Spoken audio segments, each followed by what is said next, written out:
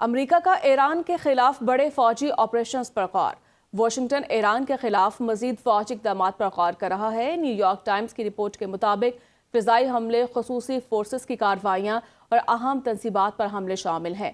Options میں infrastructure اہداف پر مزید شدت سے بمباری بھی شامل ہے۔ نیو یارک ٹائمز کے مطابق زیر زمین جوہری مواد کو نشانہ بنانے کی تجاویز بھی زیر غور ہیں۔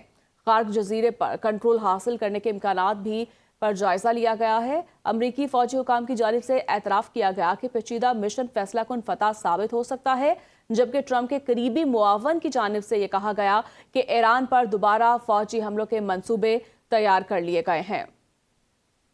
ایران اپنی آزادی اور سالمیت کے دفاع کے لیے آخری حد تک جائے گا۔ ایرانی آرمی چیف میجر جنرل امیر حاتمی کا دو ٹوک اعلان، کہا یہ مقدس مشن مکمل توانائی تمام وسائل کے ساتھ خون کے آخری قطرے تک جاری رکھا جائے گا۔ ایران کی مسلح افواج اپنی تمام تر قوت کے ساتھ ملکی علاقائی سالمیت اور آزادی کا بھرپور دفاع کرے گی۔ یہ ایمان کی طاقت ہی ہے جو ایک F-5 لڑاکا طیارے کو جدید دفاعی نظام کی موجودگی کے باوجود امریکی افواج کے کویت میں موجود ٹھکانوں کے اوپر گہرائی تک پہنچنے کی صلاحیت دیتی ہے۔ ایرانی وزارت خارجہ کے ترجمان اسماعیل بقائی نے معروف ادیب ایم ایس سیرس آبادیاتی نظام پر مبنی تاریخی جملے شیئر کرتے ہوئے مغربی طاقتوں پر شدید تنقید کی ہے۔ کہا وہ تہذیب جو اپنے پیدا کردہ مسائل حل کرنے میں ناکام ہو جائے زوال پذیر تہذیب بن جاتی ہے۔ جو معاشرہ اپنے اہم ترین مسائل سے نظریں چرائے وہ بیمار تہذیب کہلاتا ہے۔ اپنے اصولوں سے کھیلنے والی تہذیب در حقیقت موت کے قریب ہوتی ہے۔ ایرانی ترجمان نے بالواسطہ طور پر مغربی پالیسیوں، نو آبادیاتی سوچ اور عالمی منافقت کو تنقید کا نشانہ بناتے ہوئے کہا کہ دنیا اب ایسی منافقت کو قبول کرنے کے لیے تیار نہیں۔ متحدہ عرب امارات نے اعلان کیا کہ وہ خطے کے امن اور قومی مفادات کے تحفظ سے کسی صورت پیچھے نہیں ہٹیں گے۔ اماراتی وزارت خارجہ نے ایکس پر بیان میں ایران کی جانب سے امارات اور خطے کی دیگر ممالک پر حملوں اور دھمکیوں کی شدید مذمت کی ہے۔ امارات کا دعویٰ ہے کہ ماضی میں اس پر تقریباً 3000 بیلسٹک میزائل، کروز میزائل اور ڈرونز داغے گئے، جس سے شہری ہلاکتیں اور بنیادی ڈھانچے کو نقصان پہنچا۔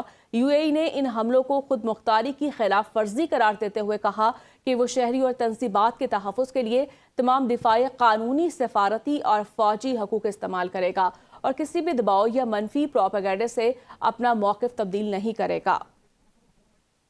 امریکہ میں ڈیموکریٹ رہنماؤں نے صدر ٹرمپ کی ایران کے خلاف جنگ کی پالیسی پر تنقید کرتے ہوئے کہا کہ ایران جنگ کے باعث کھاد اور توانائی کی قیمتوں میں نمایاں اضافہ ہوا ہے۔ سینیٹر ٹیمی بلڈون نے سوشل میڈیا پر پلیٹ فارم ایکس پر بیان میں کہا صدر ٹرمپ کی ایران میں چھیڑی گئی جنگ نے کسانوں کے لیے کھاد اور گیس کی قیمتوں کو آسمان پر پہنچا دیا ہے۔ سینٹ انٹیلیجنس کمیٹی کے چیئرمین مارک وارنر نے کہا کہ یہ جنگ لوگوں کے لیے زندگی گزارنا مزید مشکل بنا رہی ہے۔ سینیٹر مارک کیلی نے کہا کہ ٹرمپ کی جنگ کا کوئی واضح مقصد نظر نہیں آتا، جبکہ امریکی عوام پہلے ہی بڑھتی ہوئی توانائی قیمتوں کی صورت میں اس کی قیمت ادا کر رہے ہیں۔ ایسے رہنماؤں کی ضرورت ہے جو مہنگائی کم کرنے پر مکمل توجہ دے، کیونکہ موجودہ انتظامیہ زندگی کو مزید مشکل بنا رہی ہے۔ امریکی صدر ڈونلڈ ٹرمپ دورہ چین مکمل کرنے کے بعد واپس وائٹ ہاؤس پہنچ گئے۔ چین روانگی سے قبل میڈیا سے گفتگو میں امریکی صدر نے ایران تنازع پر لچک دکھانے کا عندیہ دے دیا۔ کہا ایران 20 سال کے لیے جوہری پروگرام معطل کرے تو بات چیت کے لیے تیار ہیں۔ ہم نے ایران کے جوہری پروگرام کو تہس نہس کر دیا ہے، کوشش ہوگی نیوکلیر ڈسٹ کو ایران سے نکالے۔ ایران کے ساتھ جنگ بندی مختلف ممالک کی جانب سے انہوں نے درخواست بھی کی ہے۔ ایران آبنہ ہرمز سے ماہانہ $50 کروڑ کما رہا تھا، ناکہ بندی سے اس کی آمدنی بند ہو گئی۔ چینی کمپنیوں پر ایرانی تیل کی خریداری پر عائد پابندی چند روز میں ختم کر دیں گے۔ صدر ٹرمپ کا کہنا ہے نہیں لگتا کہ تائیوان کے معاملے پر جنگ ہوگی۔ فی الحال تائیوان کو اسلحہ فراہم کرنے کا کوئی ارادہ نہیں ہے۔ ڈونلڈ ٹرمپ کی ایک بار پھر پرائم منسٹر شہباز شریف اور فیلڈ مارشل عاصم منیر کی تعریف کی گئی۔